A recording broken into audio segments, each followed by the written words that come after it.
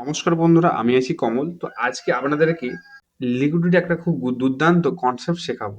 আমি বুঝতে পেরেছি আপনার স্টপ লস কি বারবার হিট হয়। আপনি কি মনে করেন মার্কেট আপনাকে টার্গেট করছে? মার্কেট কখনোই আপনাকে টার্গেট করে না। মার্কেট শুধু খোঁজে লিকুইডিটি। আজকের এই ভিডিওতে আমি আপনাদেরকে এমন একটি পাওয়ারফুল কনসেপ্ট শেখাবো, যেটা হলো ইন্টারনাল লিকুইডিটি এবং এক্সটার্নাল লিকুইডিটি। আমরা কখনো বলে থাকি যেটা আইআরএল এবং ইআরএল।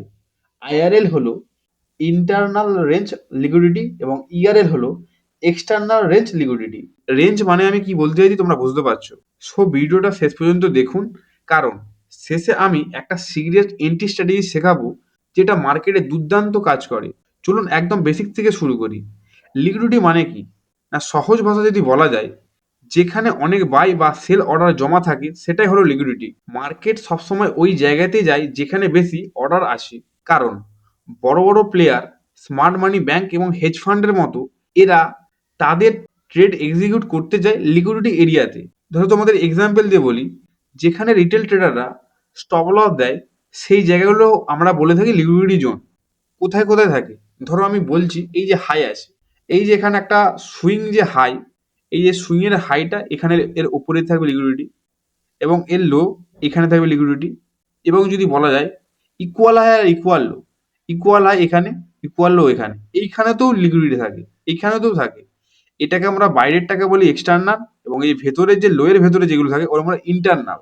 তো এই যে আমি যদি বলা যায়, এই যে যদি ট্রেন লাইন টানি, ট্রেন লাইনের যে এরিয়াতে, এর এরিয়াতে লিকুইডিটি আছে এবং এর ওপরেতেও লিকুইডিটি আছে। তো এই সব জায়গাতে বেশি পরিমাণে লিকুইডিটি থাকে। তো বন্ধুরা, এখন আছি আমি এক্সটার্নাল লিকুইডিটিতে। এক্সটার্নাল লিকুইডিটি মানে হলো মার্কেট স্ট্রাকচারের বাইরে থাকা যে লিকুইডিটি, সেটাকে আমরা বলি এক্সটার্নাল লিকুইডিটি। তো এক্সটার্নাল লিকুইডিটি কি হতে পারে? না, প্রিভিয়াস হাই, এই যে এখান থেকে যে প্রিভিয়াস হাই আছে এর যে উপরে, এটা হচ্ছে একটা এক্সটার্নাল লিকুইডিটি। এবং প্রিভিয়াস লো, প্রিভিয়াস লো কোথায়? না, এইখানটাতে। প্রিভিয়াস লো এই যে এর নিচে থাকে লিকুইডিটি। এই জায়গাগুলো বিশেষ করে ডিলটাররা স্টপ লস গুলো রাখে। আর স্মার্ট মানি কি করে? প্রথমে হাই বা লোকে আগে ব্রেক করবে, তারপর কি করবে? স্টপ লসকে হান্ট করবে। এখন আসি, এবং এই যে এক্সটার্নাল লিকুইডিটি যে উদাহরণ যদি তোমাদেরকে দিই, তো এখানে আমি আসছি। তো বন্ধুরা, এখানে তোমরা দেখতে পাচ্ছ যে একটা রেঞ্জ, সুইং হাই এবং সুইং লো। তো আমরা এখানে এক্সটার্নাল লিকুইডিটি মার্ক করবো কি করে? এই যে ট্রেন লাইন আমি টেনেছি, মার্কেটের যে বাইরে যে লিকুইডিটি, এটাকে আমরা বলি এক্সটার্নাল লিকুইডিটি। এই মার্কেটের যে বাইরে যে সমস্ত লিকুইডিটি আছে, এটাকে আমরা এক্সটার্নাল। তো ইন্টারনাল লিকুইডিটি কোথায় আছে? না, মার্কেটের যে ভেতরে যে লিকুইডিটি, এটা হলো ইন্টারনাল লিকুইডিটি। তো এখানে আমি এন্ট্রিটা নেব কিভাবে? মার্কেট এই সুইং লো থেকে সুইং হাই পর্যন্ত কতবার, এখানে দেখবো যে মার্কেট কখনো রিট্রেসমেন্ট করতে এসেছে। তো এখানে আমি দেখছি কিনা। তো বন্ধুরা, এখানে আমরা এন্ট্রিটা নেব কোথায়? যেহেতু মার্কেট এইখান থেকে উপরের দিকে যাওয়া শুরু করেছে, তো সেক্ষেত্রে আমাকে দেখতে হবে যে মিটিগেশন ব্লক কোথায় আছে। তো এই যে ফেয়ার ভ্যালু গ্যাপটা যে এখানে আছে, এইখানটা আমি এন্ট্রিটা নেব। তো মার্কেট যখনই ফেয়ার ভ্যালু গ্যাপে টাচ করেছে, তার পরের ক্যান্ডেলটা আমি এন্ট্রি এখানে নিলাম বাই সাইডের জন্য। তো বাই সাইডের জন্য যদি আমি এন্ট্রি নিই, তো আমার এন্ট্রি থাকবে এই ক্যান্ডেলটাতে, এবং আমার এসএল থাকবে এইখানে এই ভিজির নিচে, এবং আমার টার্গেট থাকবে কোথায়? না, প্রিভিয়াস হাই, এই যে এখানটাতে। তো এইখান যদি প্রিভিয়াস হাই পর্যন্ত আমার টার্গেট থাকে, সুন্দর একটা প্রফিট জেনারেট আমার হয়ে যাবে। তো এখন আসি ইন্টারনাল লিকুইডিটিতে। তো তোমাদের প্রথমেই বলেছিলাম ইন্টারনাল লিকুইডিটি থাকে মার্কেট স্ট্রাকচারের ভিতরে। ছোট ছোট লো, কনসোলিডেশন, ইমব্যালেন্স ফিল যে এরিয়াগুলো, এইগুলো থাকে ইন্টারনাল লিকুইডিটি। মার্কেট সবসময় স্মুথ ভাবে মুভ করে না, ভেতরে ভেতরে লিকুইডিটি কালেক্ট করে। এই যে ইন্টারনাল লিকুইডিটি এইভাবে ইউজ হয়ে থাকে। রিট্রেসমেন্ট আর মুভমেন্টের জন্য এই লিকুইডিটি খুব গুরুত্বপূর্ণ। না, আমরা সবসময় চেষ্টা করব মার্কেটেতে ইন্টারনাল লিকুইডিটিতে এন্ট্রি নেওয়া, এবং এক্সটার্নাল যে সমস্ত লিকুইডিটি থাকবে সেখানে এসএল বা টার্গেট রাখা। তো এখানে এটা খুব গুরুত্বপূর্ণ জিনিস তোমাদেরকে মাথায় রাখতে হবে। চলুন এই দুটো একসাথে কম্পেয়ার করি। এক্সটার্নাল লিকুইডিটি, যেটা আমি তোমাদেরকে বলছিলাম, এই যে এক্সটার্নাল যে লিকুইডিটি আছে এই যে ওপরে, এটা স্ট্রাকচার, এই যে মার্কেটে যে পুরো যে স্ট্রাকচারটা আছে এর বাইরে থাকবে, এবং যে স্টপ লস যে জোন থাকবে, এই এরিয়াগুলো হবে স্টপ লস জোন।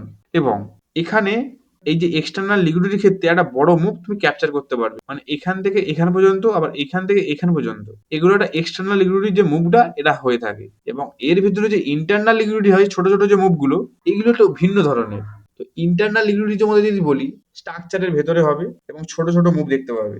এন্ট্রি আর ছোট ছোট মুভ হবে, এবং এন্ট্রি নেওয়ার ক্ষেত্রে এটা সব থেকে পারফেক্ট জিনিস হবে যে ইন্টারনাল লিকুইডিটি তুমি এন্ট্রি নেবে এবং এক্সটার্নাল লিকুইডিটি পর্যন্ত তোমার টার্গেট থাকবে। এটা সব থেকে ট্রেডিং এর ক্ষেত্রে বেস্ট জিনিস হবে। মেন যে কনসেপ্ট সেটা হলো মার্কেটের আগে ইন্টারনাল লিকুইডিটি কালেক্ট করবে, তারপর মার্কেটকে এক্সটার্নাল লিকুইডিটি পর্যন্ত নিয়ে যাবে। যেমন ধরো এক্সাম্পল দিচ্ছি, এই যে এখানটাতে মার্কেট এখানে কি করেছে না, মার্কেট তো এখানে যে এক্সটার্নাল লিকুইডিটি কালেক্ট করেছে, এই যে এখানে স্টপ লস করেছে। তো বন্ধুরা এইখানে যারা এন্ট্রি নিয়েছিল, ভেবেছিল মার্কেট ওপরের দিকে যাবে, তাদের স্টপ লস হলো এই এরিয়াতে, কিন্তু মার্কেট কি করলো, এখানে কনসলিডেশন করে মার্কেট রিভার্স করতে শুরু করে। তো এখানকার সব স্টপ লস গুলো কালেক্ট করে নিল। এখানে যদি আমাদের সেল সাইডের ক্ষেত্রে দেখায়, এই যে এই যে এখানে একটা সুন্দর আমি ট্রেন লাইন ড্র করে নিয়েছি।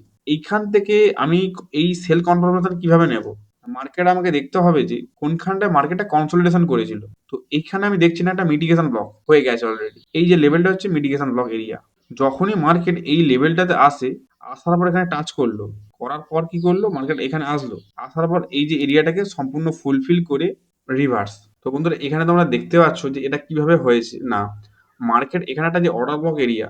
তো বন্ধুরা এখানে তোমরা দেখতে পাচ্ছ, তো বন্ধুরা এখানে যেমন দেখতে প্রিভিয়াস যে ফেয়ার ভ্যালু গ্যাপ, মার্কেটটা এখান থেকে ব্রেক করার পরেতে প্রিভিয়াস ফেয়ার ভ্যালু গ্যাপের যে মিটিগেশন ব্লকের যে এরিয়াটা, এখানের মধ্যে গিয়ে টাচ করে, করার পর কি করলো, এখানে তোমরা ভালো করে দেখলে লক্ষ্য করবে, মার্কেট এখানে আসলো, আসার পর এখানকার যে ইন্টারনাল যে লিকুইডিটি, এখানে যারা এন্ট্রি করেছিল যে উপরে যাবে মার্কেট, তাদের স্টপ লস ছিল এখানেতে, এবং এইখানকার যারা সেল করেছে তাদের স্টপ লস কোথায় থাকবে না, উপরের দিকে। তো এইখানটা থেকে যারা এখানে এন্ট্রি নিয়েছিল তাদের স্টপ লস ছিল এই নিচেতে। তো মার্কেট এখান থেকে কি করলো না, মার্কেট এখানে কনসলিডেশন করে ফেয়ার ভ্যালু গ্যাপ তৈরি করেছে। যখন এই ফেয়ার ভ্যালু গ্যাপে মার্কেট লিকুইডিটি সম্পূর্ণ ফুলফিল করলো, তারপরে মার্কেট রিভার্স করতে শুরু করে। ধরে নিলাম আমি এখানে যদি এন্ট্রি নিই, এই যে ক্যান্ডেলটা এবং আমি পরের ক্যান্ডেল যদি এন্ট্রি নিই এখানেতে, এবং আমার টার্গেট থেকে প্রিভিয়াস যে হাই এইখানে পর্যন্ত। তো নেক্সট তোমাদেরকে যেটা বলবো সেটা হলো, মার্কেট আমরা সবসময় কি দেখি না, ইন্টারনাল লিকুইডিটিতে মার্কেট লিকুইডিটি কালেক্ট করে এবং এক্সটার্নাল লিকুইডিটি পর্যন্ত মার্কেট নিয়ে যায়। এখন আসল জিনিস হলো স্ট্র্যাটেজি। মার্কেটটা তোমাকে আইডেন্টিফাই করতে হবে, তারপর দেখতে হবে না এক্সটার্নাল লিকুইডিটি জোন কোথায় আছে, এবং আইডেন্টিফাই এটাও করবে যে ইন্টারনাল লিকুইডিটি জোনটা ভালো করে মার্ক করা। মার্কেট যদি এক্সটার্নাল লিকুইডিটি জোন গ্র্যাব করে, তখন আপনি এন্ট্রি নেবেন, কারণ টার্গেট থাকবে আপসাইড লিকুইডিটি জোন এবং স্টপ লস থাকবে লিকুইডিটি একটু বাইরে। এবং এটা আপ সাইডের ক্ষেত্রে হতে পারে এবং ডাউন সাইডের ক্ষেত্রে হতে পারে। কখনোই ব্রেকআউটে এন্ট্রি নেবেন না, লিকুইডিটি গ্র্যাব হওয়ার পর এন্ট্রি নিন। এখানে এফভি থাকতে পারে, এখানে অর্ডার ব্লক এরিয়া থাকতে পারে, মিটিগেশন ব্লক থাকতে পারে। এই এরিয়াগুলো মাল্টি কনফার্মেশন নিয়ে তবে এন্ট্রি নেবে। তো এখানে ওয়েট করে তারপর কনফার্মেশন নেবেন। প্রথমে দেখবে স্ট্রাকচার ব্রেক হচ্ছে কিনা, তারপর এন্ট্রি। আর মাল্টি কনফার্মেশন ছাড়া একদমই এন্ট্রি নেবে না।